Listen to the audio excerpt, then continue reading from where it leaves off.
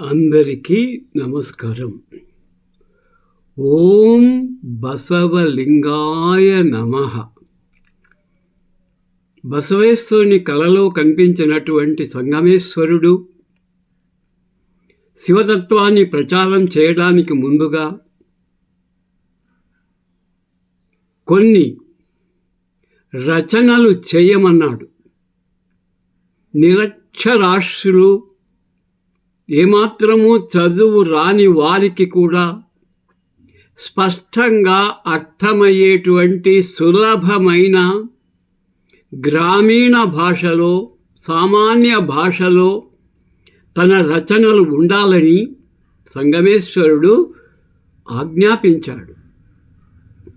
ఆయన ఆజ్ఞ మేరకే బసన్న రచనలు ప్రారంభించాడు. అంటే సామాన్యునికి అర్థమయ్యే విధంగా చెప్పాలంటే ఒక ఉపాధ్యాయుడు తన పిల్లలకు పాఠ్యాంశాలు ఎలా బోధించాలో అలా ప్రజలకు, అమాయక ప్రజలకు బోధించే విధంగా ఉండాలని అర్థం. ఇక్కడ నేను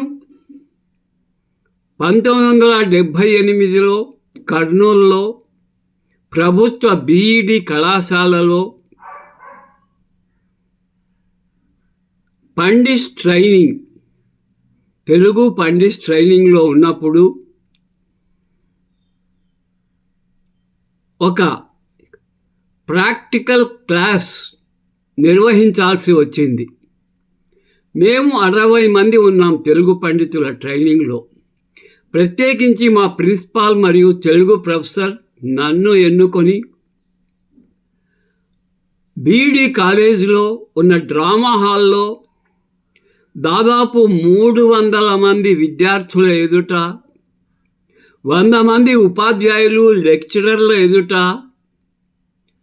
నన్ను ఒక చక్కని పద్యాంశాన్ని బోధించమని బాధ్యత ఇచ్చారు.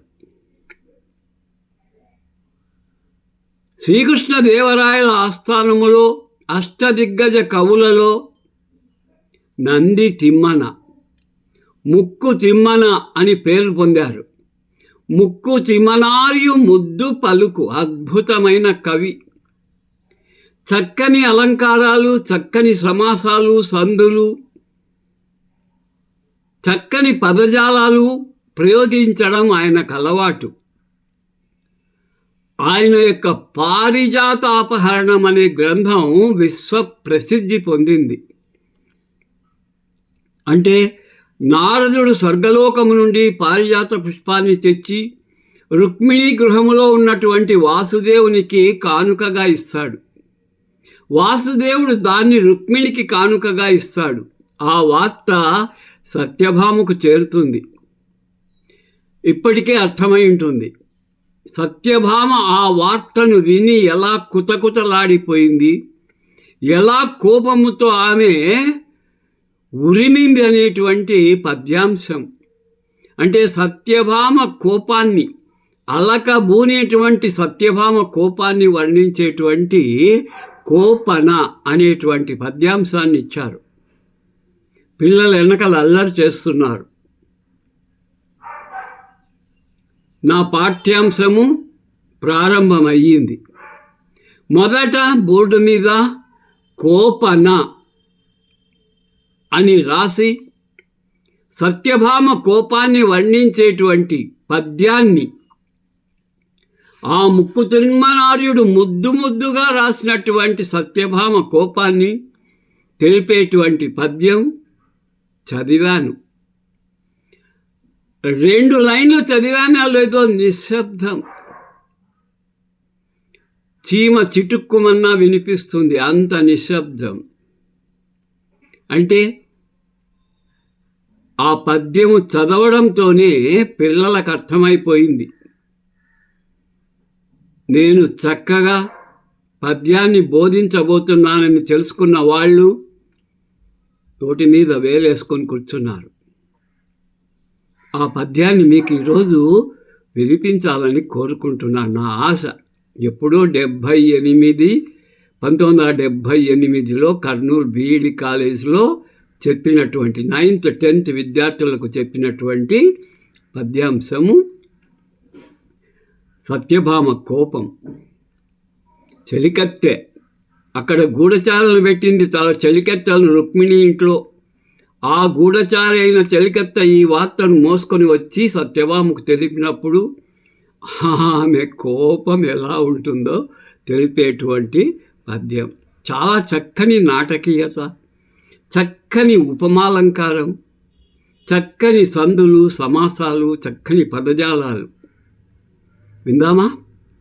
అనవిని వ్రేటు వడ్డయురగాంగనవోలే హెచ్చిన కనుదోయి కెంపు తన చెక్కుల కుంకుమ పత్ర భంగ సంజనిత నవీన కాంతి వెదజల్లగా గద్గద కిన్న కంటియై ఏమేమీ కలహాసనుండ చటికై వచ్చి ఇట్లాడెనా ఆ మాటలు చెవియగ్గితా వినియనా ఆ గోపికా వల్లభుడు ఇంకేమేమాడెను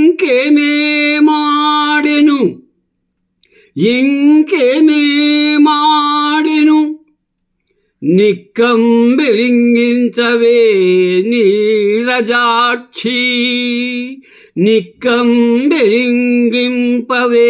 నీరజాక్షి. చెలికెత్తను సత్యభామ పొగడమేమిటి? ఓ చెలి, నిక్కంబెలింగింపవే. నిక్కం అంటే నిజం, నిజము ప్రకృతి, నిక్కము వికృతి. ఆ నిజాన్ని తెలుపవే నీరజాక్షి. నీటి నుంచి పుట్టినది పద్మం, పద్మపత్రముల వంటి కన్నులు కలిగినటువంటి దానా చెలి, అక్కడ ఏం జరిగిందో చెప్పు చెప్పు చెప్పు. చూసారా, ఈ పద్యము చదువుతుండగానే నిశ్శబ్దం. అంతా నా తోటి 60 మంది ఉన్నారు నాతో పాటు పనిష్ ట్రైనింగ్లో వచ్చినటువంటి విద్వాన్ బిఏ తెలుగు చదివినటువంటి నా తోటి మిత్రులంతా నా వైపు సంతోషంగా చూస్తున్నారు. మా పరువు నిలబెడుతున్నాడని. మా తెలుగు ప్రొఫెసర్ కంట్లో కోటి వెలుగులు, ప్రిన్సిపాల్ తల ఊపుతున్నాడు. ఇంకా దాని అర్థ వివరణ, భావం అంతా అన్వయించాను. అర్థము చెబుతూ, ప్రతి పద అర్థం చెబుతూ, బోర్డు మీద రాస్తూ, ఆ అర్థాలన్నీ ఒక క్రమంలో అన్వయించుకుంటే చక్కని భావం వస్తుంది. చెలికెత్త అన విని అంటే చెలికెత్త చెప్పగా విని, వ్రేటు అడ్డ, వ్రేటు ప్లస్ పడ్డ, ఉరగాంగన ఆడు సర్పం, దెబ్బతిన్న ఆడు సర్పం మాదిరి లేచింది పైకి. ఎవరు? సత్యభామ. హెచ్చిన కనుదోయి కెంపు, మామూలుగానే ఎర్రగా ఉంటాయి సత్యభామ కళ్ళు. చెక్కిళ్ళు మంచి కుంకుమ పువ్వు రంగులో మెరుస్తూ ఉంటాయి. కళ్ళలో ఎరుపు, చెంపల మీద ఎరుపు, రెండూ కలిపి ఆ కోపంలో కొత్త ఎరుపు, కొత్త కాంతి వెదజల్లుతూ ఉంది. గొంతు పూడిపోయింది. శ్రీకృష్ణుడు సత్యభామ విధేయుడని నమ్మింది. కానీ అక్కడ రుక్మిణి విధేయుడైపోయి ఆ పారిజాత పుష్పాన్ని, దేవ పుష్పాన్ని ఇష్టమైన సఖికిమ్మని ఇస్తే రుక్మిణికి ఇచ్చాడు. దాచుకొని నాకు తెచ్చి ఇవ్వాలి కదా. భంగపడిపోయింది, కోపం పెరిగిపోయింది. కోపము దుఃఖము, దుఃఖం పొంగి పొరలి వస్తూ ఉంది. గద్గద కిన్న కంటియై ఏమేమీ. చూడండి నాటకీయత. ఆడు సర్పము ఓలే, ఓలే అంటే వలే. ఇక్కడ సత్యభామ కోపం పైకి లేవడాన్ని దేంతో పోల్చాడు? దెబ్బతిన్న ఆడు సర్పం ఎట్లా పైకి లేచిందో అట్లా లేచింది సత్యభామ. సత్యభామ కోపాన్ని, దెబ్బతిన్న ఆడు సర్పాన్ని పోల్చడం, ఇంకా విని నాటకీయత, ఇదంతా రమ్యంగా ఉంటుంది.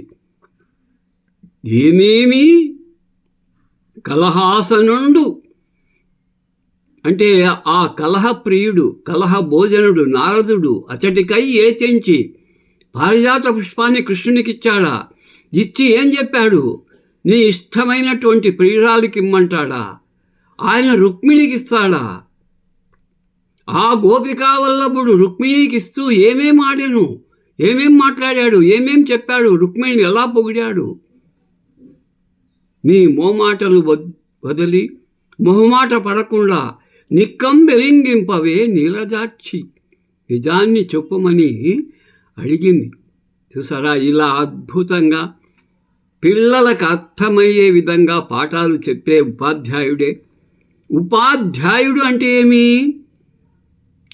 విద్యార్థుల సమీపము నుండి, విద్యార్థులకు భౌతికంగా సమీపంగా కాదు, తప్పది. వాళ్ళ మానసిక స్థితి ఎవడు ఎలా అర్థం చేసుకోగలడు, ఎవనికి ఎక్కువ జ్ఞానం ఉంది, ఎవనికి తక్కువ జ్ఞానం ఉంది, ఎక్కువ జ్ఞానం ఉన్నవాడు తక్కువ జ్ఞానం ఉన్నవాడు కూడా తెలుసుకోవాలి, అర్థం చేసుకోవాలి.